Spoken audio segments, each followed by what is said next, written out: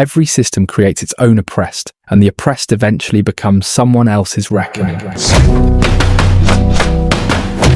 What's your name? Full Metal! In the first era, it was gems who sought purpose outside what they were made for, those who wanted to mean something, to be treated with dignity despite the defects they were born with, to save worlds rather than conquer them. But in this new age, rebellion takes a different form. It's those who no longer have their designated purpose, whose entire life's work suddenly means nothing. Gems who spent eons brutally paying for the consequences of others' actions, expected to return to society as if nothing happened, and now they seek to go against the stipulations of the new era. And there, it's finished. Presenting Steven Universe's Era 3 rules for dismantling the Empire. What you think? It's very nice. What do they say? Let's see.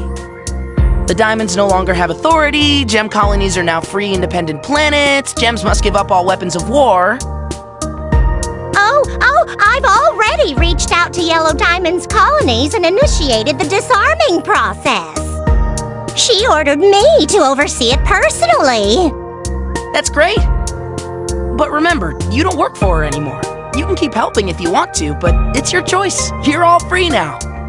Oh, yes. Well, I'll just finish this one last thing. If you've been watching my channel, you know this theme of a reverse rebellion comes up pretty often. The concept intrigues me, because I refuse to believe the events of the last era harbour no consequences, no naysayers, no gems burning with the fire of vengeance. I call this a reverse rebellion because it mirrors the first rebellion we saw in the series, but it turns everything that rebellion stood for on its head. So what would this new age rebellion look like? It splits into two factions. We'll call Faction A the New Order and Faction B the Corrupt. I'll break down these groups in detail, and once you understand their motives and goals, drop your own names for them in the comments. When a gem is made, it's for a reason. They burst out of the ground already knowing what they're supposed to be, and then that's what they are. Forever. Gems come into being knowing exactly who they are. Some see this as a gift and commit to their tasks. They take their roles and contributions to Homeworld seriously. So imagine their dismay when a project they've been committed to for centuries suddenly has no meaning anymore. It's like getting fired from a job you were calibrated for from the beginning, one you were literally born to do, with the necessities ingrained into you on a genetic level. Low-key, I'd be mad too. They no longer had purpose in the Empire and blamed Steven for it. This is where the New Order comes in. They're gems that long for the diamonds to return to their senses. They want gemkind to return to normalcy, a clearly defined hierarchy, especially those who worked their shards off to reach the peak of their career, or those naturally precious stones revered just for existing. Even the lower-ranking gems who just want to keep their jobs in the Empire are part of this. Look at the gems that joined Little Homeschool. The rubies took bodyguard jobs guarding the mayor. Bixbite honed her precision-cutting skills for perfect pizza slices. Snowflake Obsidian took an ice-related job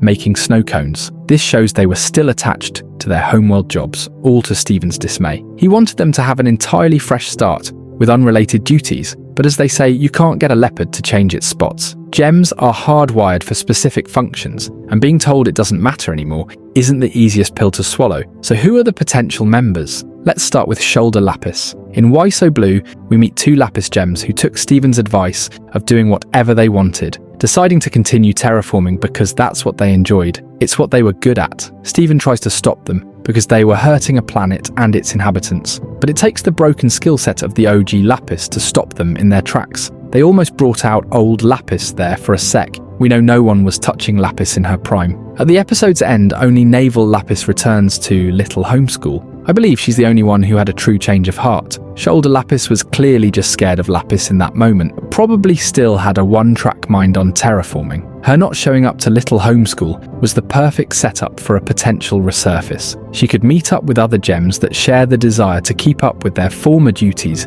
without being under Steven, no matter how destructive it gets. And Agate terrifies. You know how the house mistress in those strict all-girls boarding schools supervises dormitories and living spaces, ensures students follow house rules and curfews, teaches them proper etiquette and social skills? Holly Blue essentially plays that role at the human zoo. She drills the amethysts, ensuring perfection in their every gesture. Imagine if the higher-ups suddenly tell that house mistress the students can do whatever they like, abolishing all restrictions and policies initially set in place. Her life's work on training and perfecting appearances shatters before her eyes. In my gem placement series, while talking about Holly Blue's gem placement interpretation, I mentioned the position corresponds to the occipital lobe in human anatomy, responsible for spatial awareness and perception of light, colour, form and depth. This ties into her role as a gem who navigates the confines of the zoo so effortlessly, like its schematic is ingrained into her brain. Then there's the visual processing function, pretty significant when applied to an alien race who are more or less walking like constructs projected from a central core. She understands the nooks and crannies of gem hierarchy, the ranking of gems, the elite and the commoners. They have their roles to play and must stick strictly to them. These visual hierarchies shape her worldview. She's Andy to the Diamonds, Miranda Priestley. She constantly seeks their approval and is terrified of disappointing them. She's officious and somewhat bumbling in her desperation to maintain order and demonstrate her competence.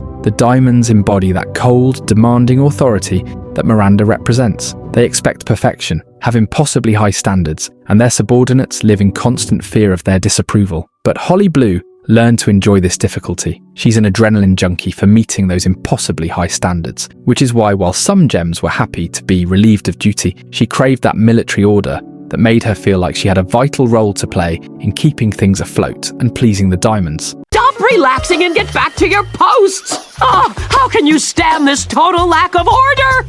Chill out, Holly Blue. You know you want to. I give up. No one answers to me, and I answer to no one. I'd give anything for an order from the Diamonds, but all they talk about is Steven. Steven! Hi, Holly.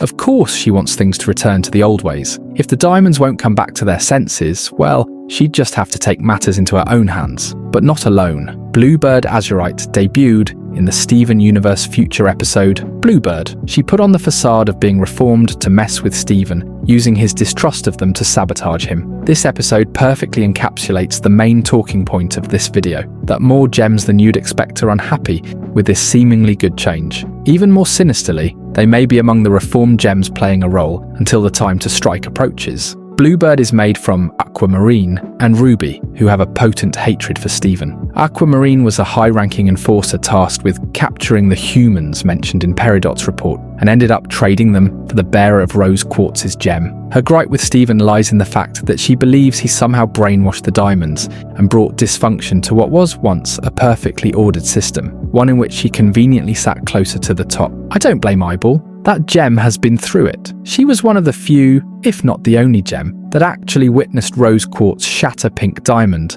only to learn later it was all a hoax she was probably traumatized by for centuries. She was sent to Earth to retrieve Jasper and got tricked by the crystal gems. After finding out it was a lie, she and her teammates returned and got tricked again by Amethyst, pretending she was Jasper. They ended up stranded in space for God knows how long. She testified in a trial against Steven, only to learn moments later that everything she'd been through was for nothing, and the guy she'd been trying to kill runs this establishment now. Emerald is a prestigious homeworld gem with significant power, shown through her access to powerful spaceships. She's depicted as the main antagonist to Lars and the Off-Colors. With Steven Universe returning with Lars of the Stars, Emerald could continue to be their main antagonist, defying the New Order and seeking to maintain the old gem ways. While only mentioned and never appearing in the official series, the story of the Garnets was told through the video game Light series, Hessnite debuting in Attack the Light, and the others in the final of the trilogy, Unleash the Light. The Garnets are very high-ranking gems, ranking just below the Diamonds presumably. They were given extremely powerful tech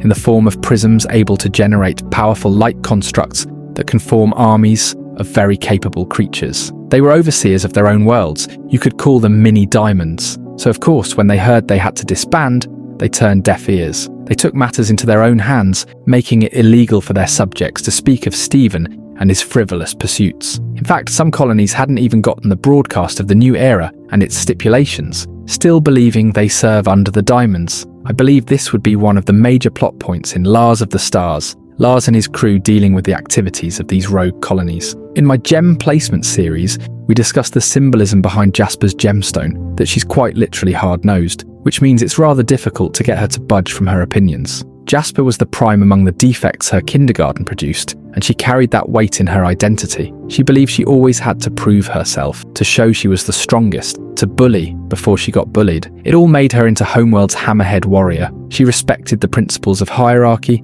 and needed a purpose to keep forging ahead, slamming headfirst into every obstacle that stood in her way. She needed something to smash and someone to fight for, and the former era gave her just that. So imagine her dismay when a little runt comes along and topples her entire world view and life's purpose. She didn't budge right up until the end. Only when Stephen overpowered her was she willing to serve him as the warrior she is. But Stephen turned down her advances, telling her she could be whatever she wanted. I won't be surprised if Jasper finds solace in the brewing rebellion. Finally, there'd be something to punch and someone to punch for. Now we've discussed the New Order, let's look into the Corrupt. This faction consists of gems that were done dirty by the Diamonds and the old gem era and are expected to move on. Unlike the New Order, they don't seek to reinstate the Diamonds, quite the opposite. There hasn't been a better time in gem history to get their revenge on the Diamonds and the upper-class gems that maltreated them. If Stephen and Spinel taught us anything from the show, it's that trauma from horrific acts doesn't fade away because the perpetrator sang a little song and proclaimed they've changed their ways. Let's look at potential members. First on the list is Rose Quartz. No, not dead Rose Quartz. I'm dying! I am dead! Rose Quartz! At the end of Rosebud's, Naval Rose revealed just how much anger and trauma she was holding concerning her bubbling. Her maternal figure, Pink Diamond, caused havoc while parading as a Rose Quartz without considering the effect it would have on the actual Rose Quartzes, who didn't have the luxury of shifting their identity away. Pink got them all ostracized and bubbled for eons. Imagine becoming most wanted overnight for a crime you didn't commit. She must have felt it more intensely because she looks exactly like Stephen's mum, even with shared placement, unlike the other two we see. We didn't really get to see her resolve her feelings about it, and there's a chance it may ignite the flames of revenge within her. Your mom created us too, and got us all bubbled, just for being Rose Quartzes. But you know, it's cool. It's whatever. It's not whatever. I don't expect you to understand. I swore I wouldn't talk about this. Another obvious choice would be the cluster gems and the fusion gem experiments, literally watching their allies get broken into shards, getting shattered themselves, then being forced into Frankenstein-like monstrosities. We saw how toxic malachite was. We saw how grim the insides of that fusion looked. Now imagine a gem experiment, or the cluster itself. Yeah, yellow might be repairing them, but that would take the next few millennia, if we're being real. And like we said before, the perpetrator turning a new leaf doesn't instantly take away the trauma the victims went through. We see how Spinel's heart never reverted, and how Stephen still attacked White, years after she'd made her change. These all point to one thing: trauma lingers, and there may be hell to pay in the future. In the same vein, the corrupted gems who literally got blasted and mutated for eons, going crazy and losing their minds, being in a catatonic state. Surely some of them are still salty. And then the off-color gems who are villainized by merely existing, through no rebellion, just by the error of being born into a world that expects the utmost perfection from its people. Maybe some of them would want to use the opportunity to level the playing field. These are my thoughts on the types of gems that could make up this rebellion. Is there any group you think I left out? Leave your comments below. But how exactly would they achieve their plans? There hasn't been a better time to attack, considering the new era stipulations caused colonies to disband and dangerous weapons to be destroyed. The fighter gems have begun to lose their spark for battle, because apparently there's no one left to fight. She's running circles around us. I'm rusty. Give me a break.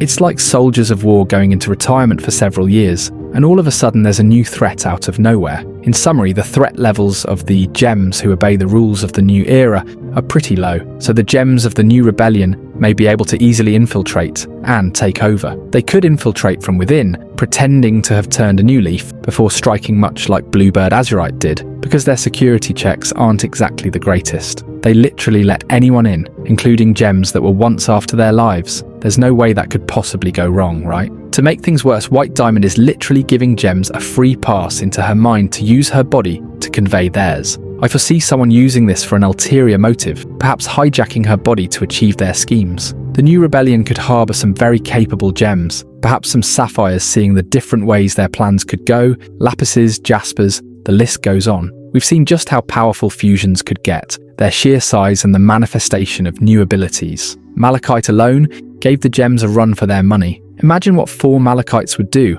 or some combos we haven't even seen yet. The weapons they have access to would also give them a major edge. Look at Spinel with the Rejuvenator, resetting gem memories. That seems like the perfect weapon for the rebellion, resetting the memories of reformed gems and making them forget about the stipulations of the new era. I wonder if the Rejuvenators would work on the diamonds. The prisms used by the Garnets in the games were very powerful weapons that could generate armies of light creatures. Imagine the other powerful weapons like that we haven't even seen yet. And there's always the good old destabilizer bubbling combo. The rebellion could have some bismuths within it, and you see the type of timing bismuth was on. She was able to create the breaking point, a weapon that had very real potential of shattering the diamonds. They could create even more deadly tools for use against their enemies. What do you think about this topic in general? Anything you have to add? Leave your thoughts in the comments below. Shout out to my channel members and everyone else that supports the channel in one way or another. Remember to subscribe, leave a like and comment if you want to see more videos like this. Join the Discord channel as well. And as usual, see you in the next one.